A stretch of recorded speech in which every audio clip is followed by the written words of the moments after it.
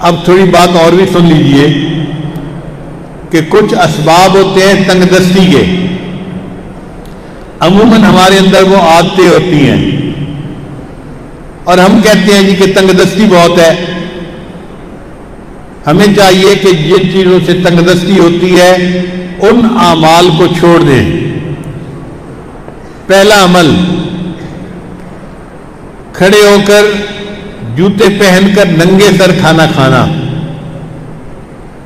آج کل شادیوں میں دعوتوں میں ایک عام سی بات ہے، جوتے پہنے ہوتے ہیں، ننگے سر ہوتے ہیں اور کھڑے ہو کے کھانا کھاتے ہیں.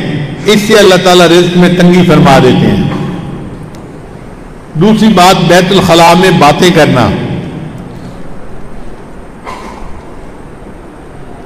تیسری بات، مہمان کو بوجھ سمجھنا.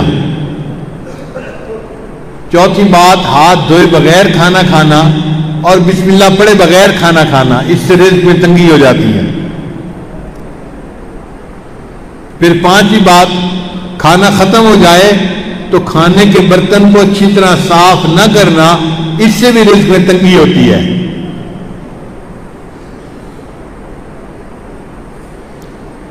پھر چھٹی بات، مسجد میں دنیا کی باتیں کرنا. پھر ساتویں بات، مانگنے والے فقیر کو جھڑکنا. بھئی آپ کے پاس کچھ نہیں ہے دینے کے لیے تو محبت سے اس کو کہہ دے کہ بھائی آگے چلے جاؤ، جھڑکی نہ دیں. کئی لوگ اس فقیر غریب سمجھتے ہوئے اس کو جھڑکنا شروع کر دیتے ہیں. تجھے کہا نہیں، تو نے سنا نہیں، جاتا کیوں نہیں؟ تو فقیر کو جھڑکنے سے خود بندہ رزق کی تنگی میں مبتلا ہو جاتا ہے. پھر ساتواں عمل، مغرب کے بعد بلا عذر کے سو جانا. عشاء کے بعد سونا چاہیے. مغرب کے بعد اگر بیماری ہے یا عذر ہے تو اور بات ہے، پھر اجازت ہے. اگر عذر نہیں تو مغرب کے بعد سونے کی عادت ہی بنانی چاہیے. پھر 10واں عمل جس سے رزق تنگ ہو جاتا ہے، بغیر عذر کے نماز قضا کر دینا. فجر نہیں پڑھتے، ظہر نہیں پڑھتے، عصر نہیں پڑھتے، مغرب نہیں پڑھتے، باتوں میں لگے رہے، نماز قضا ہو گئی. پھر 11واں عمل جس سے رزق میں تنگی آتی ہے، جھوٹ بولنا. اور آج کل تو جھوٹ بولنے کی ابتدا ماں باپ بچے سے ہی کر دیتے ہیں.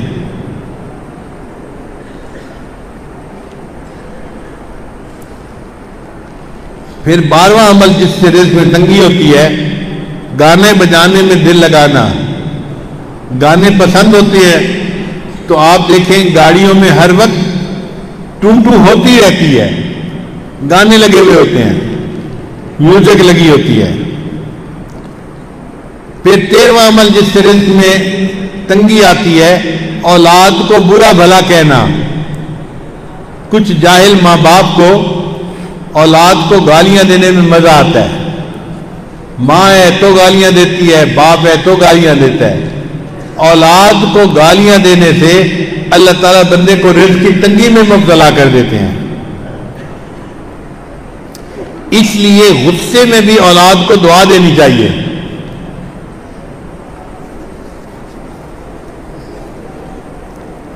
چنانچہ ایک صاحب اپنا واقعہ سنانے لگے کہ میں بہت شرارتی تھا اور گھر والوں کو میں نے تنگ کیا ہوا تھا.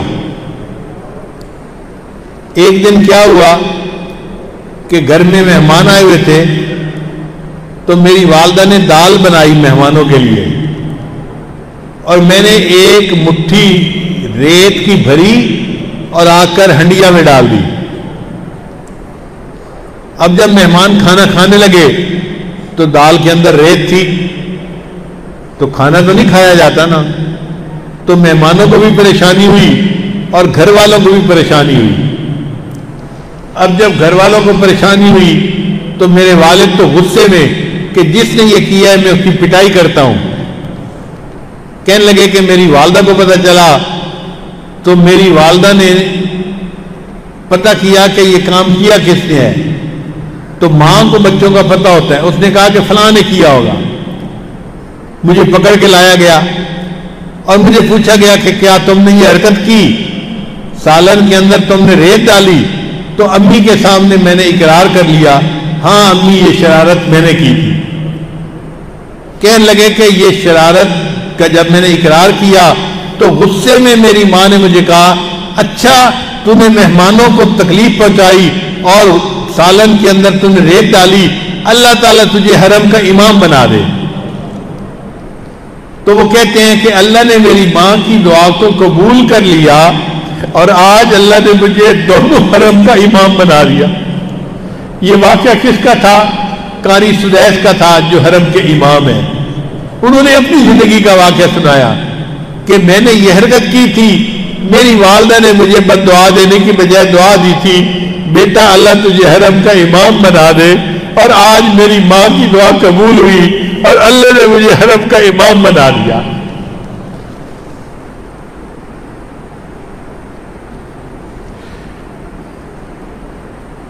پھر 14واں عمل قرآن پاک کو بے وضو ہاتھ لگانا۔